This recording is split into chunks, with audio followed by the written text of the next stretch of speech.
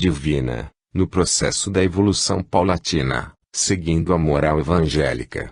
No entanto, o discípulo sincero da doutrina, que a vive e ensina em palavras e em atos, é conscientemente espírita e verdadeiro cristão, conforme elucida o caroável mestre Allan Kardec, no capítulo 3, de O Livro dos Médiuns, item 28.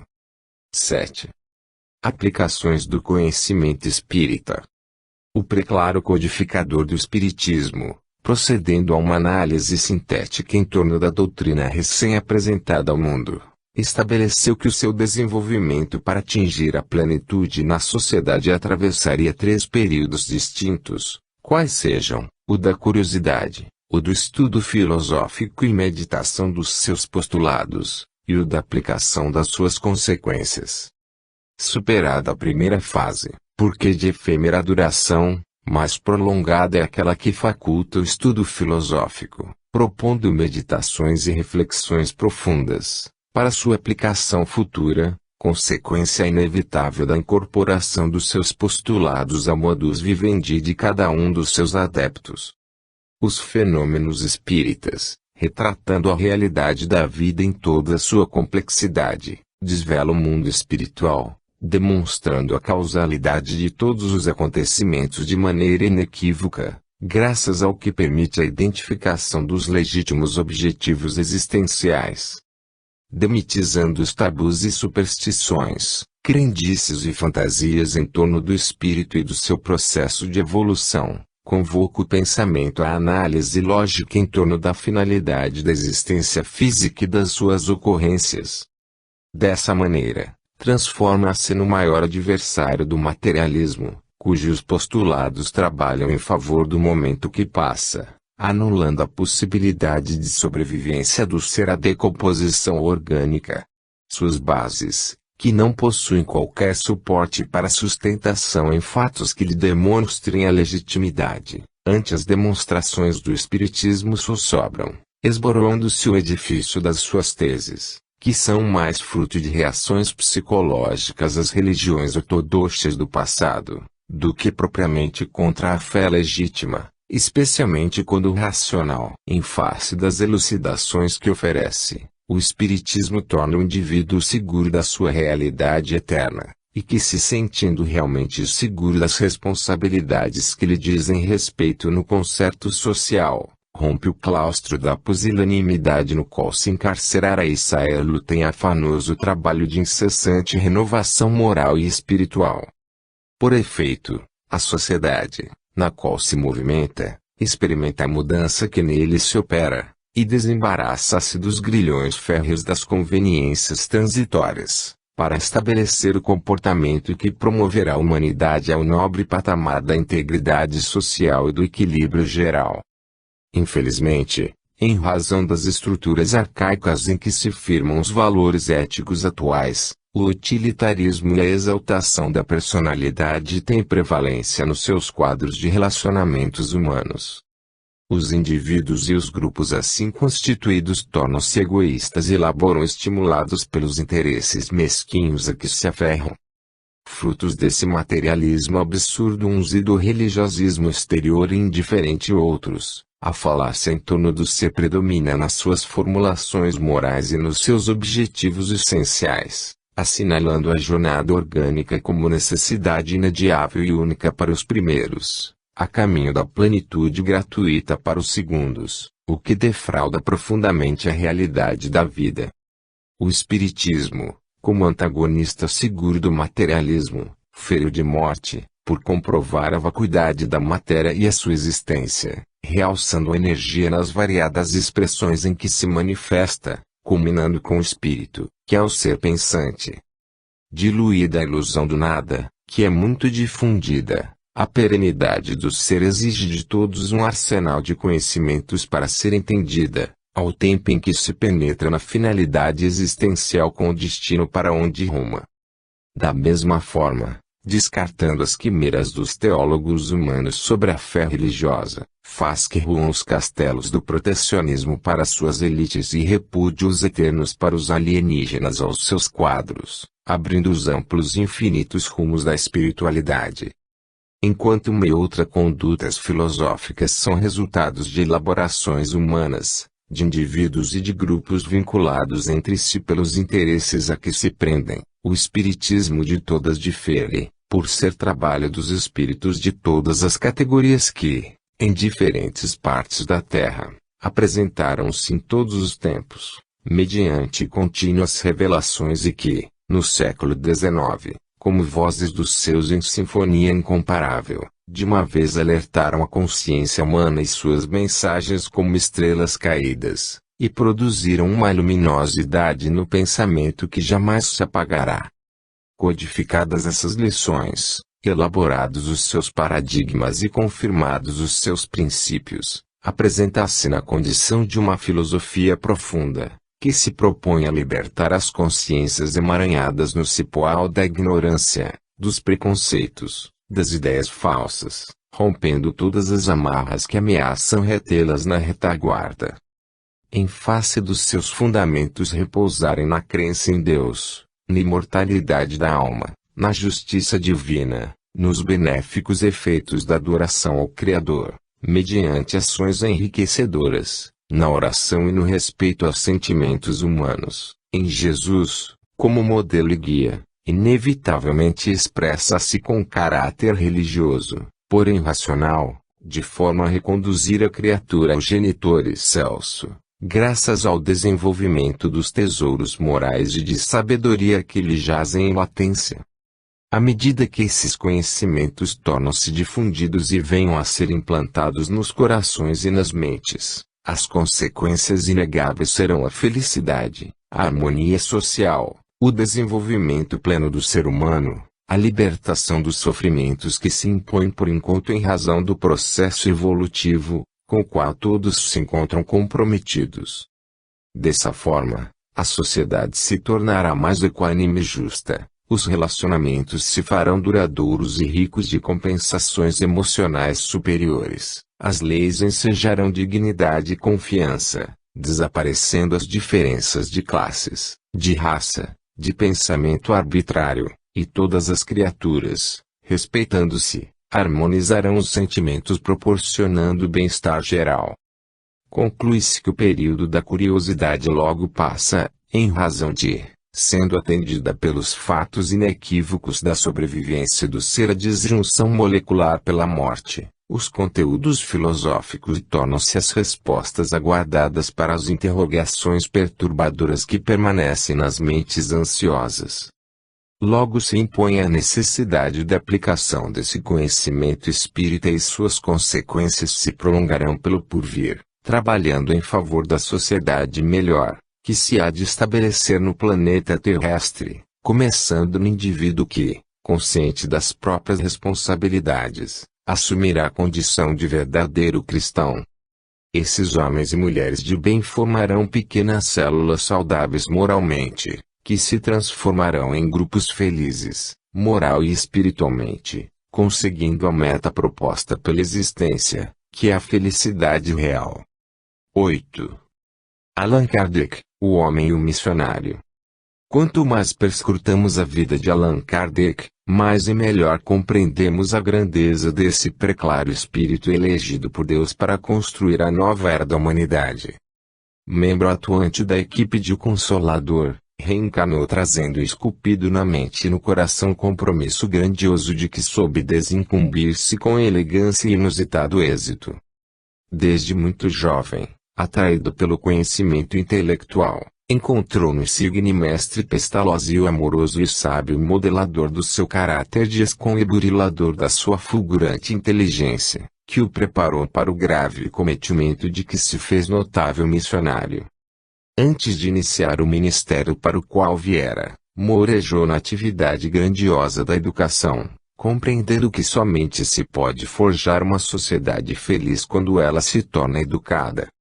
A sua escola de primeiro grau, fundada em Paris, no ano de 1825 e a instituição Rivail, também em Paris, criada em 1826, foram o abençoado terreno onde aplicou o notável método do seu ilustre mestre, facultando à cultura francesa ampliar os seus horizontes pedagógicos, considerando a criança e o jovem como a meta prioritária a atender.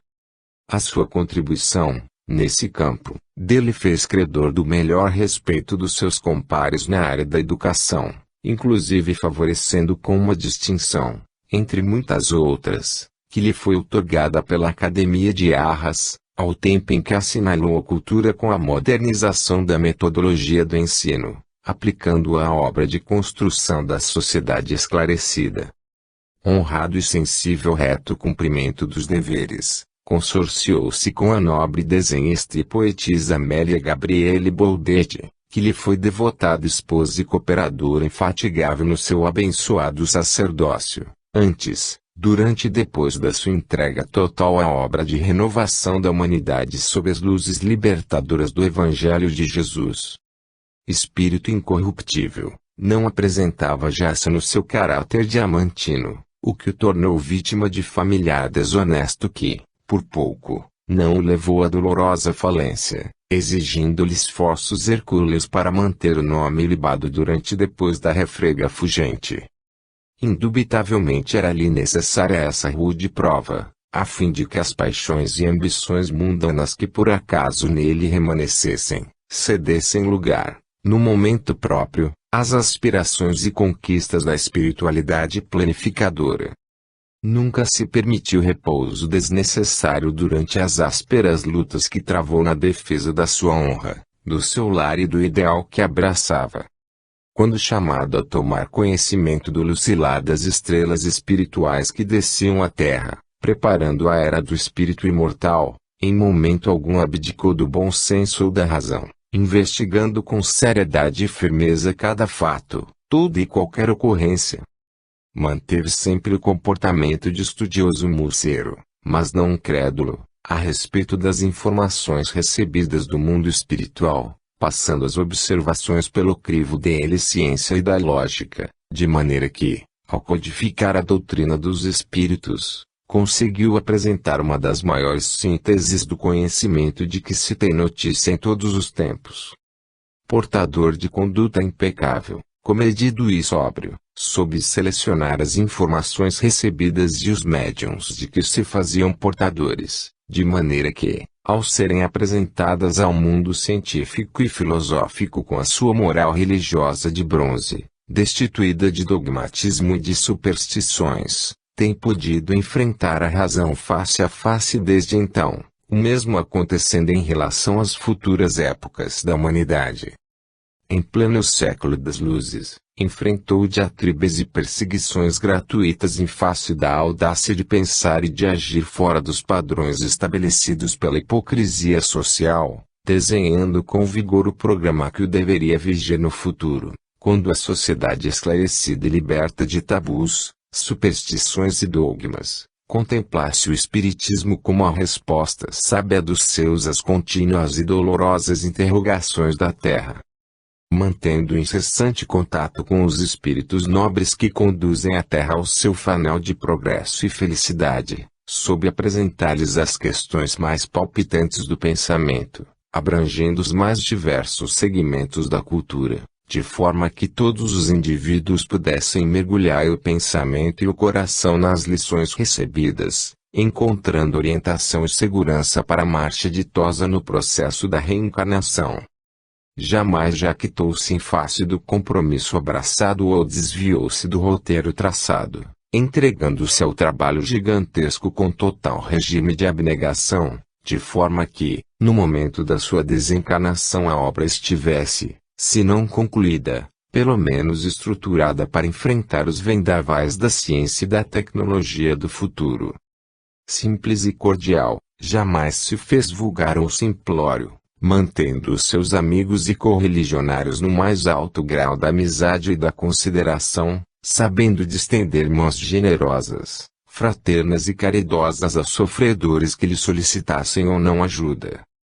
Com a sensibilidade aguçada, sempre descobria a dor oculta para socorrê-la, minimizando os sofrimentos de todos quantos se lhe acercavam com as moedas que adquirem o medicamento, o pão e o agasalho, mas também com o conhecimento espírita que ilumina para sempre. Portador de resistência física, moral e intelectual férrea, trabalhava infatigavelmente, atendendo a correspondência volumosa procedente de diversos países, a elaboração, correção e edição da Revue Spirit, ao tempo em que dava continuidade à preparação e publicação das obras que sucederam ao Livro dos Espíritos, corrigindo-as, ampliando-as e comentando-as com lucidez vulgar.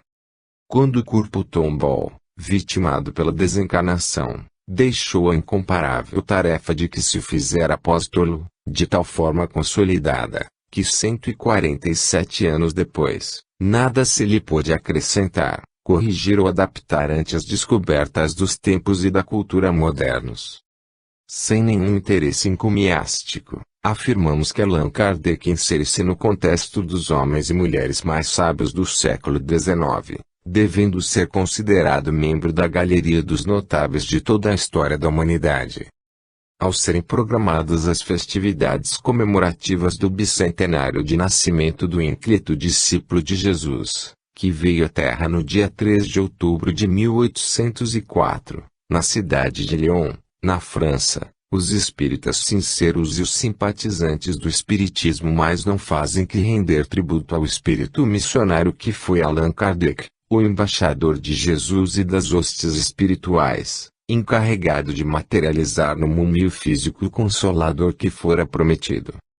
Igualmente, nós, os espíritos espíritas, associamo-nos aos companheiros de lide doutrinária recordando o lutador invencível do Evangelho, que soube reviver os tempos apostólicos nos padrões do conhecimento e da cultura dos seus dias, legando-nos a magnificente doutrina que é o Espiritismo, na sua totalidade de ciência que investiga, de filosofia que responde com sabedoria às interrogações e de religião que ilumina, conduzindo o espírito consciente das suas responsabilidades a Deus.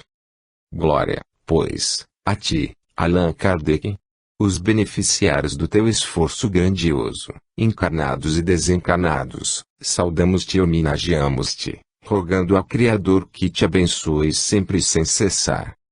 9. Allan Kardec e César, dois gigantes da humanidade. Ainda eram tumultuados aqueles dias para Napoleão Bonaparte. Sucediam-se as insurreições e os planos para tirar-lhe a vida. Após haver assinado com o Papa Pio VII a concordata com o Vaticano, em 1801, ele reuniu os advogados mais eméritos e os jurisconsultos mais notáveis do país, a fim de ser elaborado um código civil que terminava com os privilégios no país, fundando o Estado Social dos franceses. Houver assinado o Tratado de Paz de Amiens, em 1802, com a Inglaterra, sendo eleito cônsul por um período de 10 anos, o que foi alterado para o caráter de perpetuidade, logo depois, em 1803. Não obstante, porque reinasse a paz no continente europeu pela primeira vez desde a Revolução, foi descoberta uma trama dos jacobinos interessados na sua morte, logo desbaratada. Os realistas já haviam tentado tirar-lhe a vida em 1800. O que se repetiu em 1804, quando Cadoudal formou um grupo de 60 adversários dispostos a roubar-lhe a existência física. Descoberta a trama sórdida, o primeiro cônsul prendeu alguns inimigos, exilou outros e condenou à morte o Duque d'Enghien, que foi fuzilado. Ante as sucessivas ameaças de morte, o Senado resolveu conceder-lhe um título hereditário, a fim de salvar o Código Civil e as instituições republicanas, na mira dos realistas, proclamando o imperador dos franceses, na condição de Napoleão I, em 1804. De imediato, um plebiscito confirmou essa decisão do Senado e, no dia 2 de dezembro desse mesmo ano, na igreja de Notre-Dame, com a presença do Papa Pio VII, que fora especialmente convidado para a solenidade, foi consagrado com o mesmo ritual e pompa que foram utilizados em homenagem a Carlos Magno, no passado, confirmando o imperador dos franceses. Portador de temperamento arrebatado e rebelde, no momento da coroação, quebrando o protocolo, Napoleão tomou a coroa das mãos do Papa, a quem detestava, e autocingiu-se, repetindo o gesto em relação a Josefina, na condição de imperatriz. Apesar de todas essas conjunturas, pairava sobre a França uma psicosfera de harmonia e de esperança. Isto porque, nessa ocasião, 2 meses antes da coroação do imperador, em Lyon, região das Gálias Lugdunenses antigas, reencarnava, no dia 3 de outubro do mesmo ano de 1804, Hippolyte Léon Denisard Rivail, o emissário de Jesus, para a reconstrução da sociedade terrestre, iluminando-a e libertando-a da ignorância com a mensagem grandiosa do Espiritismo.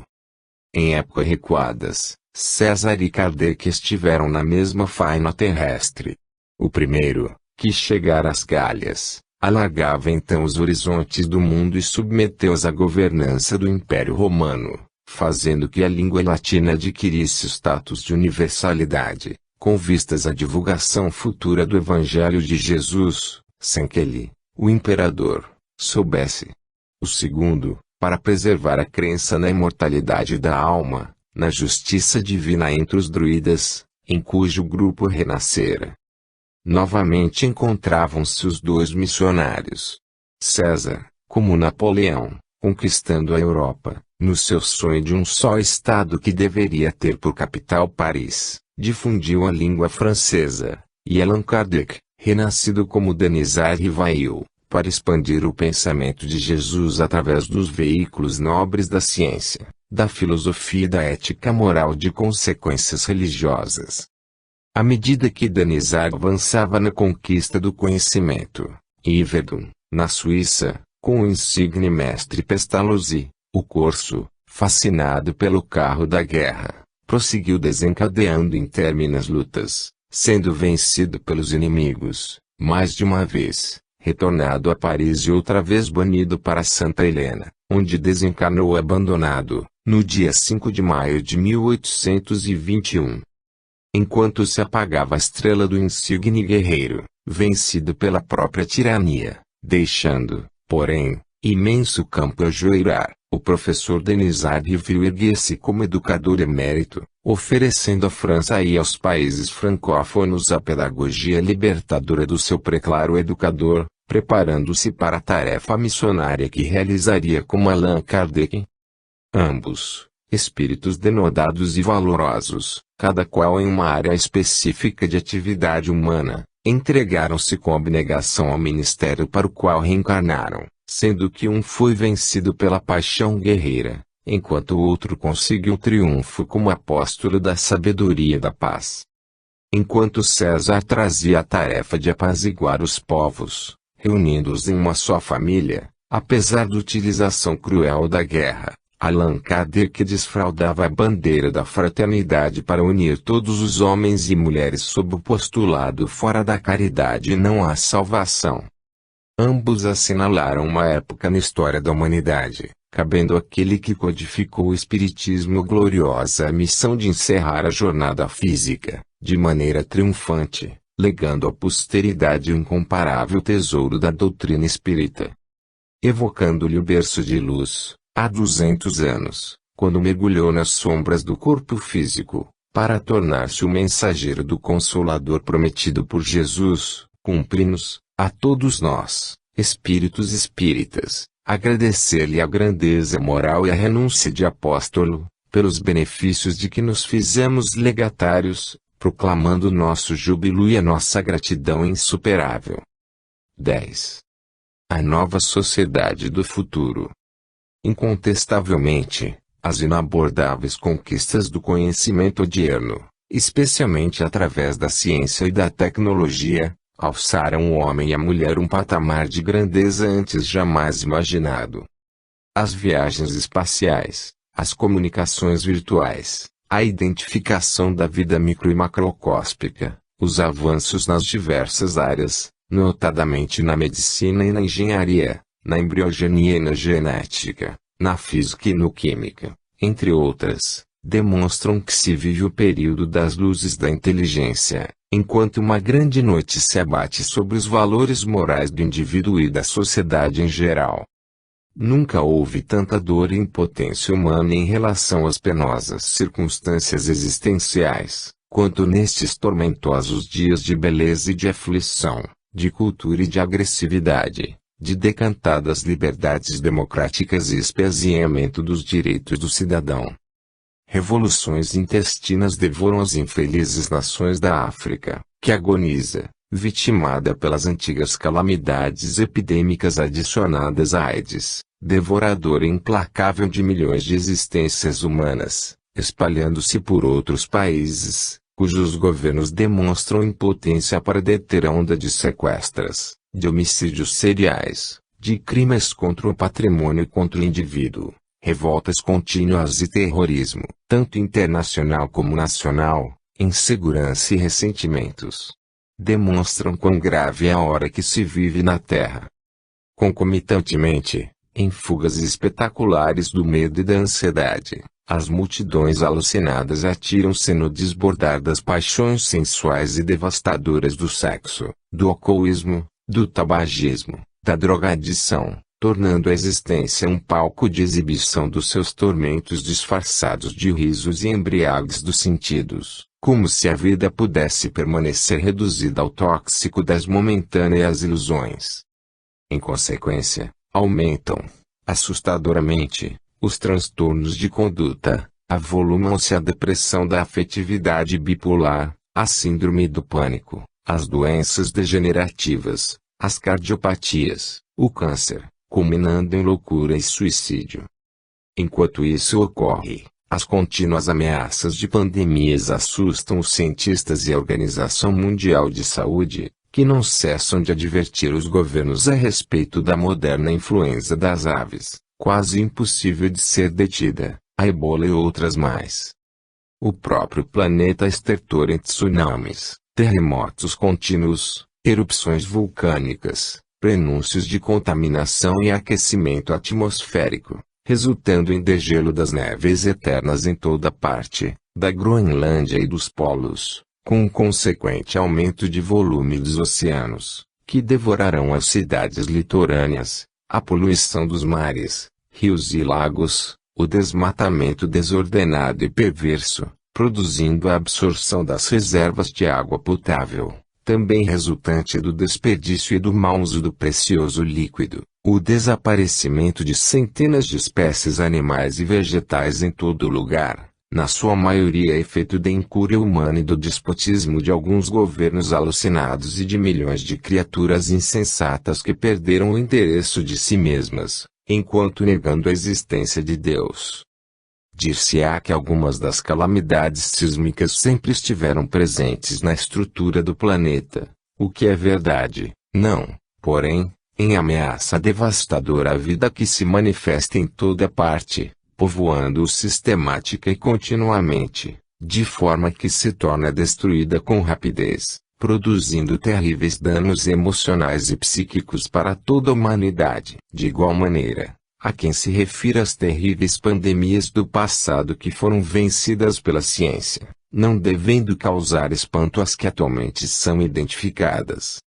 Desejamos referir-nos à impotência humana presunçosa, que se propõe tornar a vida feliz e não conseguiu evitar o surgimento de novos males que açoitam a sociedade.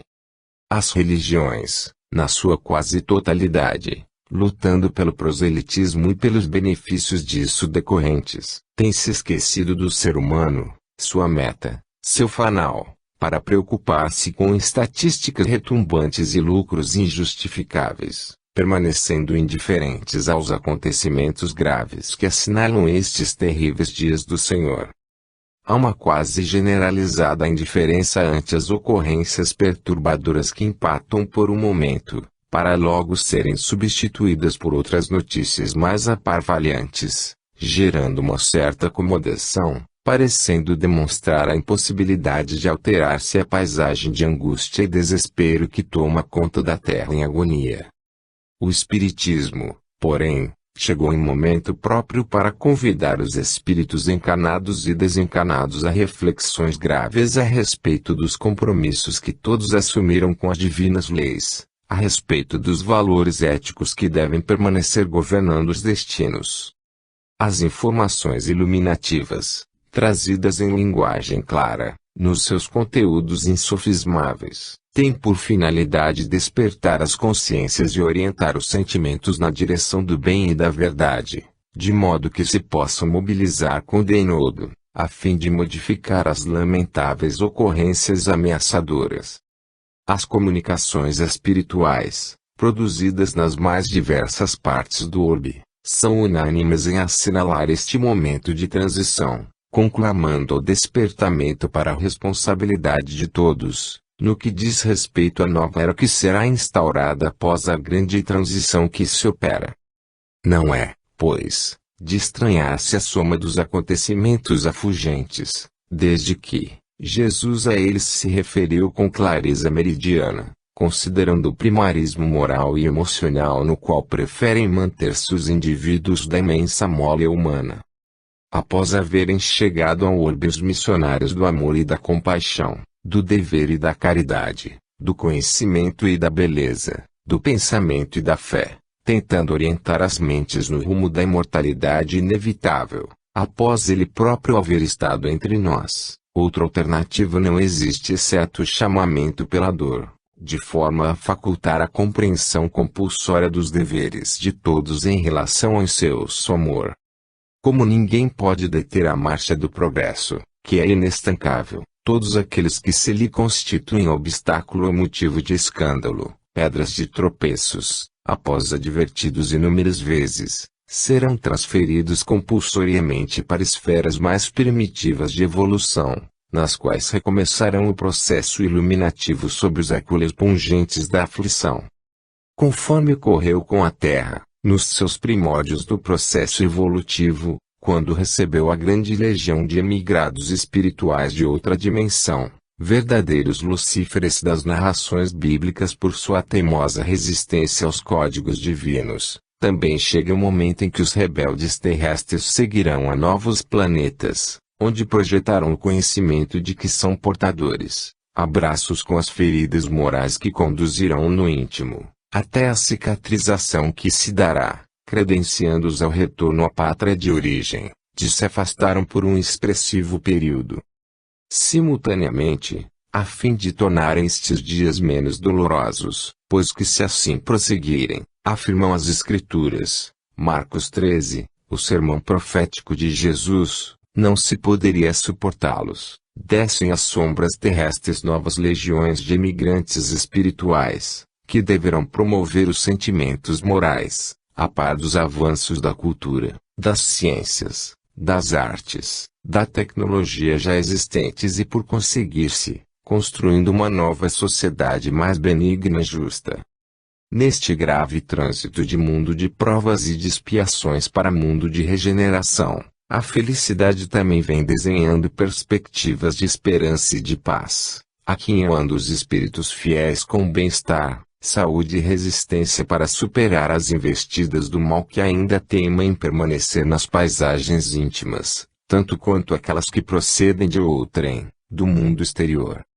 A soberba do ser humano, porém, é-lhe também adversário cruel, porque, mantendo na ignorância a respeito dos elevados deveres que lhe cumpre desempenhar, impede-o de desenvolver-se espiritualmente, avançando pela senda do progresso conforme seria de desejar, de modo que atingisse os níveis de lucidez que o capacitariam à legítima compreensão da finalidade existencial na Terra. Bloqueando-se pelo orgulho desmedido, mergulhado na vã loucura do materialismo, ele pensa poder a tudo explicar através das suas concepções ousadas, mas pobres de significado, atravessando as horas do rio do tempo na frágil embarcação da ignorância da realidade. Quando se lhe acerca o fenômeno biológico da morte, seja pela idade avançada ou através de enfermidades desgastantes, ou mesmo por tragédias não desejadas, não mais dispõe de oportunidade para refazer o caminho, para instalar novos conceitos no imo e renovar-se mediante a elevação espiritual que lhe diz respeito. Eis porque as profundas e incomparáveis lições do Evangelho de Jesus constituem, ainda hoje, e especialmente nestes dias, a mais avançada proposta psicoterapêutica preventiva e curadora de que se tem notícia para os males da psique, os tormentos da emoção, os desgastes do corpo, oferecendo os recursos hábeis para o encontro da razão de existir, dos motivos próprios para lutar e dos instrumentos específicos para aplicação imediata nas circunstâncias que se defrontem. Emergem de suas páginas os ensinamentos notáveis da compaixão e da misericórdia, do amor e do perdão, da disciplina e da ordem, do dever e da responsabilidade, trabalhando os materiais que constituem os alicerces do inconsciente e a aceitação de novos elementos com os quais serão construídos os pilotes da atualidade consciente. Jesus, na sua linguagem figurativa, refere-se à Nova Jerusalém, aquela de natureza eterna que um dia albergará toda a sociedade terrestre, na pátria além do corpo, mas oferecendo também a perspectiva em favor de uma existência feliz na trajetória orgânica, na condição de degrau de ascensão por onde todos os espíritos alcançarão os patamares elevados da imortalidade. Já se encontram, pois, na Terra, incontáveis preparadores da nova sociedade do futuro, envergando a vestimenta carnal, despertando atenção para a sua capacidade de compreensão da vida e de comportamento ora infantil, impondo a necessidade de uma nova psicopedagogia para os conduzir, despertando o interesse e a atenção dos mais renitentes negadores do espírito, de modo que, de imediato, haja lugar para a instalação do reino de Deus nas mentes e nos corações afervorados à verdade. Nos cataclismos que vergastam a natureza e a sociedade terrestre, apresentam-se igualmente as bênçãos da renovação moral do planeta e dos seus habitantes, que se deverão utilizar dos inestimáveis produtos da inteligência ao seu alião e, para tornar a vida mais exequível e mais digna entre todas as criaturas, vegetais, animais e humanas. A grandeza deste momento está na dicotomia da destruição do mal e da construção do bem, nas ocorrências calamitosas e edificantes, das quais resultará o amanhecer da era de paz e de felicidade relativas que serão convites estimulantes para a conquista da plenitude sem jace de sabor eterno ao alcance de quem a desejar.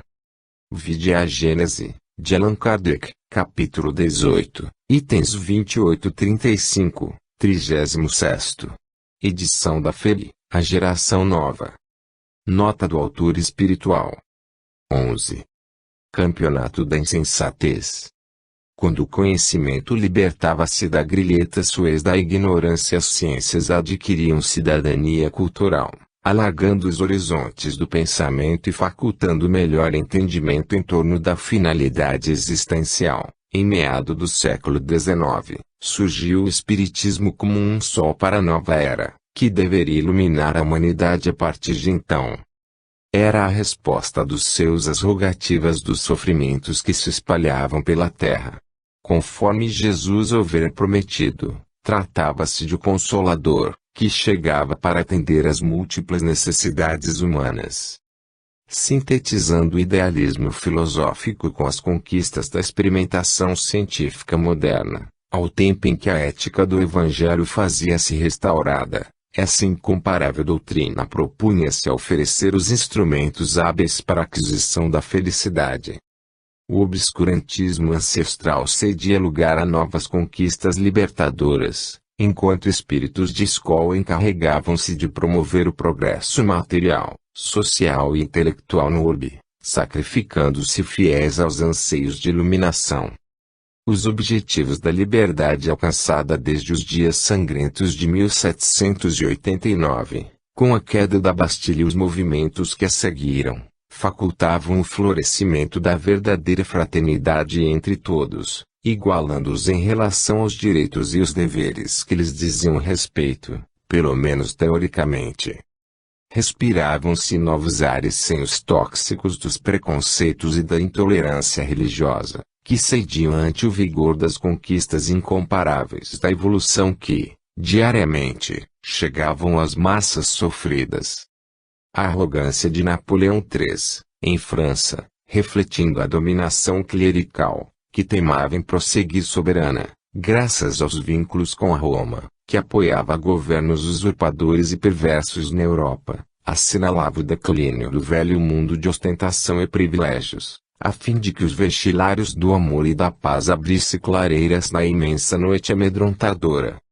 Os espíritos, considerados mortos, romperam o apavorante silêncio a que foram relegados e proclamaram os lídimos ensinos do Cristo como fundamentais à vida, bem como a própria imortalidade, restaurando a pulcritude do Evangelho que houvera sido gravemente adulterado, desse modo, despertando as consciências para a vivência da concórdia, do bem e da caridade.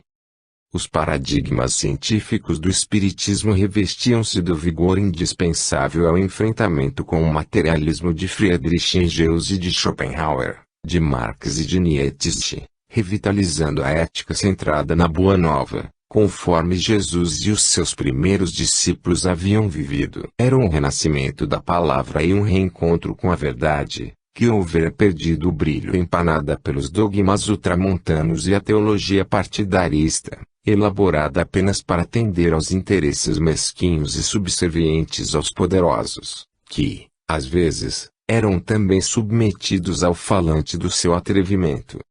Permitindo-se investigar até exaustão, os imortais confabularam com as criaturas terrestres, oferecendo-lhes explicações seguras sobre a vida, seus objetivos, os problemas do sofrimento, do destino, do ser humano. Nunca, até então, uma doutrina abrangeria tantos temas e questões porque, afinal, não procedia de uma pessoa, mas de uma equipe de pensadores como João Evangelista, Paulo, o Apóstolo, Santo Agostinho, Descartes, Lacordaire, Cura d'Ars, São Luís de França, Joana d'Arc, Henri Heine, Fénelon, para citar apenas alguns poucos, todos sob a inspiração de Jesus Cristo. Essa trilogia sintetizada num bloco monolítico, ciência, filosofia e religião, deveria enfrentar o futuro, acompanhando o progresso, aceitando todas as suas conquistas, mas interpretando-as com discernimento apurado, porque estuda as causas, enquanto as ciências estudam os seus efeitos. Um século e meio quase transcorrido, após o surgimento de O Livro dos Espíritos, em Paris, a 18 de abril de 1857, a doutrina resistiu a todas as investidas da cultura científica, tecnológica, filosófica, permanecendo vigorosa e insuperável como no instante da sua consolidação. O movimento espírita espraiou-se por diversas nações terrestres, apresentou escritores, médiuns, oradores e conferencistas, pedagogos, psicólogos, médicos e advogados, juízes e desembargadores, entre muitos outros profissionais, todos incorruptíveis, que deixaram um legado honorável, mas que, infelizmente, em alguns dos seus bolsões, não está sendo dignamente preservado. Os atavismos ancestrais, em diversos espíritas, que se elegeram ou foram eleitos líderes por si mesmos, no entanto, não têm suportado o peso da responsabilidade pela execução do trabalho que lhes diz respeito, e, preocupados injustamente com o labor organizacional, vêm se desviando dos conteúdos insofismáveis da doutrina, qual fizeram ontem em relação à mensagem cristã, que transformaram em romanismo.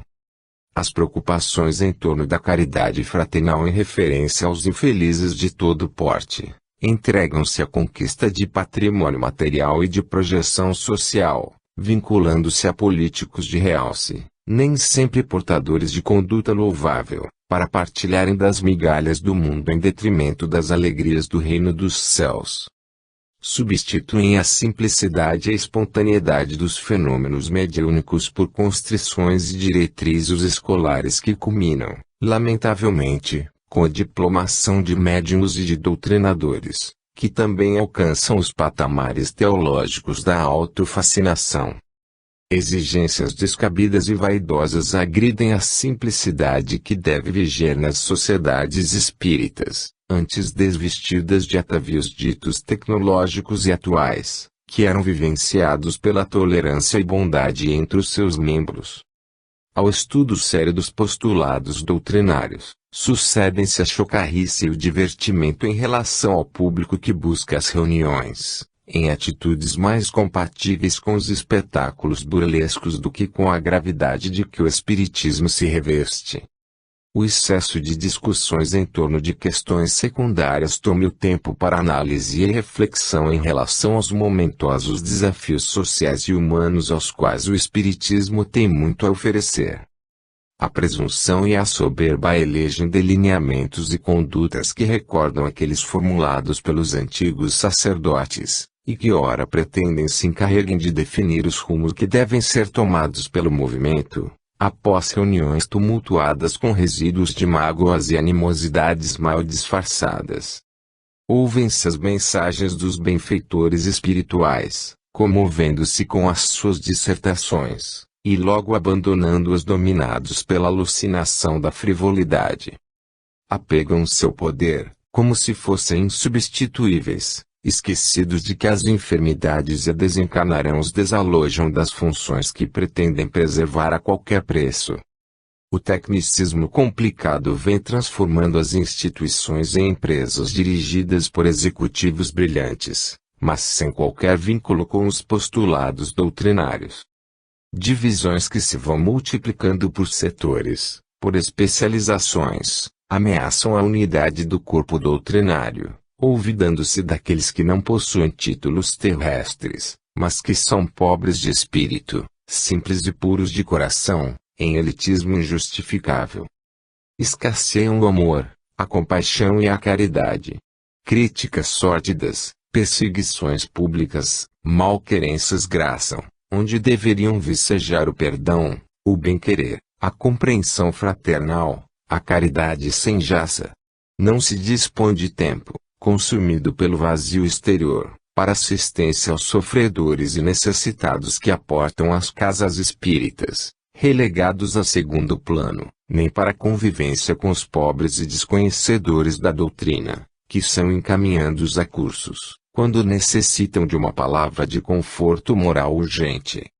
Os corações enregelam-se, e a fraternidade desaparece. O cristianismo resistiu bravamente há 300 anos enquanto perseguido e odiado, até o momento em que o imperador Constantino vilipendiou, no dia 13 de junho de 313, mediante o Edito de Milão, que o tornou tolerado em todo o Império Romano, descambando posteriormente para a religião do Estado, em ouvido total às lições de Jesus Cristo, passando, depois, de perseguido a perseguidor. O Espiritismo ainda não completou o seu sesquicentenário de surgimento na Terra e as mesmas nuvens borrascosas ameaçam no extermínio, por invigilância de alguns dos seus profitentes. E hora de estancar-se o passo na correria desenfreada em busca das ilusões, a fim de fazer-se uma análise mais profunda em torno da doutrina espírita e dos seus objetivos, saindo-se das brilhantes teorias para a prática,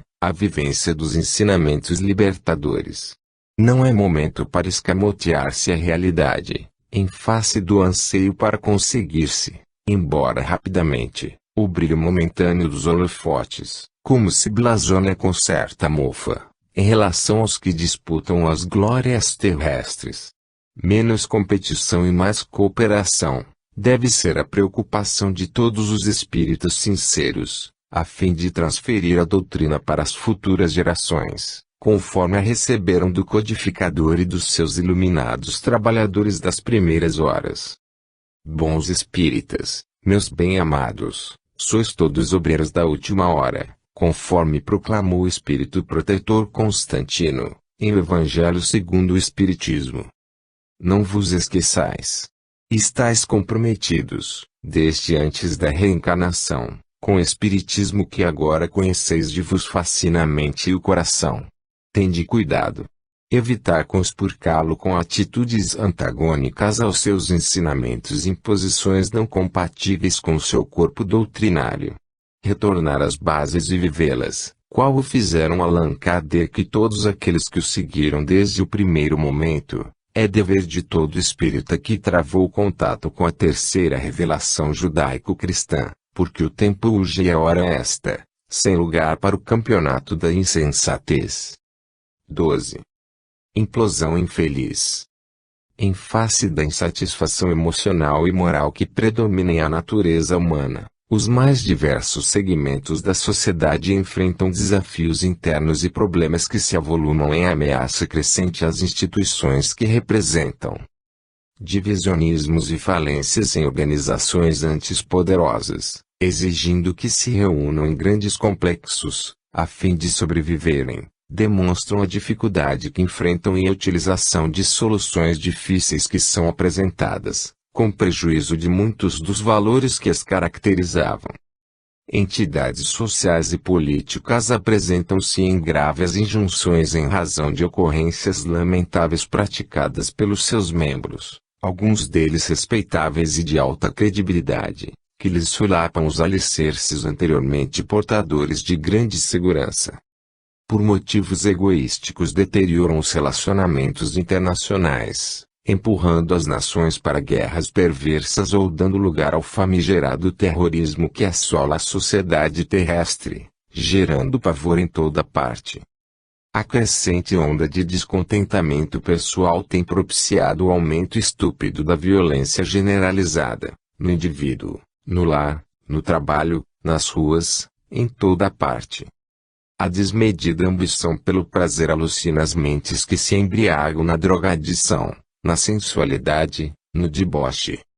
Não se trata de uma crise moderna, porquanto, até este momento a criatura humana tem vivido sob os camartelos da insatisfação e da revolta, que decorrem da inferioridade moral em que estagiam por enquanto. Mesmo no passado, esse fenômeno psicológico atormentou as gerações, que se desorganizaram e foram substituídas por outras não menos turbulentas. A grandeza dos impérios assírio e babilônio, persa, egípcio, grego, romano, sucederam a desordem moral e política, a decadência, a destruição, deixando preciosas lições à posteridade, que não têm sido levadas em consideração. Após os grandes conquistadores vieram as traições dos covardes, o mercenarismo indigno, o desaparecimento dos grandiosos líderes. É da constituição emocional do ser humano a faculdade de contradizer, de rebelar-se contra o que antes lhe fascinara, de apresentar erros em tudo quase com que mantém contato. Recordemos, por exemplo, da doutrina pregada e vivida por Jesus e pelos seus primeiros discípulos, em cujo seio as dificuldades também se apresentavam. Logo depois da partida do Mestre e do seu retorno ao convívio daqueles que o guardavam, demonstrando a imortalidade da alma e dando as últimas instruções, surgiram as primeiras divergências, decorrentes de interesses pessoais e de tentativas de interpretação das suas palavras, que sempre poderiam ser sintetizadas apenas no amor. Entretanto, as ambições pessoais logo procuraram demonstrar sabedoria, apresentando teses carregadas dos conceitos dos seus idealistas, dando lugar às primeiras divergências, que se multiplicaram sem cessar. Com o estabelecimento da Igreja Romana, a partir do século IV, as decisões passaram para as mãos poderosas do Mínido e tudo quanto entrava em conflito com os seus interesses era anatematizado como heresia, dando lugar às consequentes perseguição implacável e morte cruel, facultando o surgimento dos futuros tribunais da Inquisição, de infeliz memória.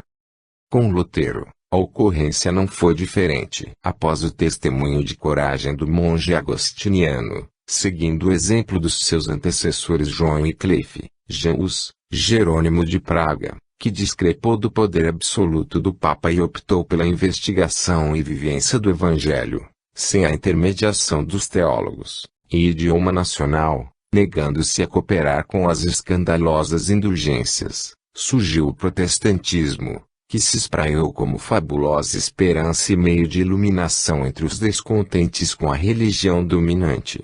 Logo depois, porém, em Genebra, Calvino adaptou a sua feição, pretendendo aprimorar os seus conteúdos e abriu espaço para a primeira divisão, seguido por Zwingli, em Zurique. E hoje, incluindo os denominados evangélicos, são mais de 2.000 denominações que discrepam entre si, somente nos Estados Unidos da América. Algo lamentável do mesmo gênero vem ocorrendo com o espiritismo, que não poderia, mas deveria desfrutar de um regime de exceção. Ainda durante os dias do codificador, surgiu a proposta de um espiritismo independente, que mereceu do egrégio mestre de Lyon considerações oportunas e sábias, demonstrando que o espiritismo sempre foi independente. Era o escauracho do egoísmo e da presunção na sementeira de trigo nutriente. Logo depois, vieram outros pensadores e investigadores que apresentaram o resultado do seu trabalho respeitável, mas permitindo que os seus seguidores apaixonados logo encontrassem motivos e razões para dividir o movimento incipiente e débil. Surgiram, então, presunçosamente, os científicos, que os demais denominavam com sarcasmo de místicos e religiosos. Compreende-se a opção de cada indivíduo e de cada grupo, que tem o direito de conduzir-se conforme os próprios interesses, a capacidade de absorção das ideias, a busca pessoal de iluminação. O que não se pode entender é a luta que desencadeiam entre si, cada qual desejando impor a sua como a melhor, se não a única opção existente. Esse atavismo antropológico permanece nos grupos da sociedade, mas não deveriam ter lugar nos idealistas que afirmam a necessidade de encontrar a paz, de viver o bem graças aos postulados racionais e inconfundíveis da doutrina espírita. Até há pouco, o espiritismo enfrentava galhardamente os inimigos tradicionais de todos os movimentos novos, os arrogantes acadêmicos das ciências, os religiosos fanáticos, a ignorância popular e os regimes totalitários que o perseguiam, por identificarem a sua força libertadora. Difamado e agredido por pessoas e entidades poderosas daquele momento, intimoratamente conseguiu com a coragem e o sacrifício dos seus paladinos e pela grandeza do seu conteúdo vencer e superar as agressões desencadeadas, as acusações improcedentes, encontrando seu lugar ao sol da verdade. Em face dos monumentosos fenômenos apresentados por médiuns de caráter incontestável, das obras de notáveis pensadores, investigadores, médicos, advogados, juízes e escritores, bem como de outros respeitáveis profissionais espíritas de diversas áreas, do continuum das revelações espirituais, complementando o excelente labor de Allan Kardec, das extraordinárias obras sociais em nome da caridade, milhões de pessoas vêm sendo atraídas ao estudo da doutrina, consoando-se e encontrando o caminho da libertação e da ignorância em torno das questões sobre a imortalidade da alma. Quando diminuíram as incompreensões e passou a ser mais amplamente compreendido, esperava-se que os seus adeptos se unissem em torno do ideal comum, que são os paradigmas doutrinários, trabalhando em favor da sua mais ampla divulgação, em face dos notáveis equipamentos tecnológicos da comunicação moderna, que lhe facultam a apresentação. Vem ocorrendo exatamente o contrário: agridem-se os indivíduos, difamam-se reciprocamente, acusam-se de forma rude e perversa, caluniam-se em disputas equivocadas pelo destaque, permitem-se condutas extravagantes para impor suas ideias nem sempre amparadas pela gravidade do pensamento espírita. Já não são, pois, os inimigos de fora que causam celeuma e perturbação, mas os próprios militantes do espiritismo, com exceções valiosas e respeitáveis, que geram incompreensões e lutas ensandecidas, ameaçando o movimento de não desejada implosão.